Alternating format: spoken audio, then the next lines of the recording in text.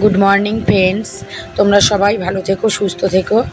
প্রতিদিনের মতো আজকেও সকাল সকাল আমি রান্না চাপিয়ে দিয়েছি। আজকের মেনু হচ্ছে ডাল, ভেন্ডি ভাজা, পোস্ত আর হচ্ছে দই কাতলা।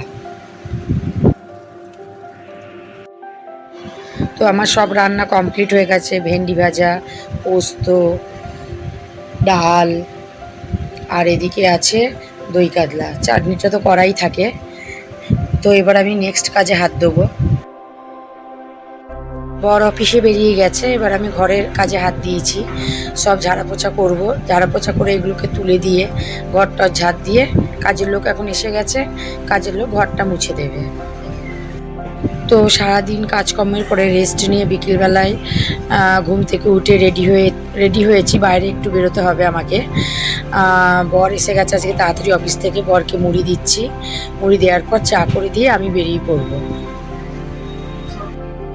এবার আমি রেডি হয়ে গেছি, বেরোবো। এই শাড়ি দুটো ফলস পিকো করতে দেবো আর ব্লাউজ বানাতে দেবো, আর নাহলে পুজোর আগে পাবো না। আজকের মতো এই পর্যন্তই। Tata, good night.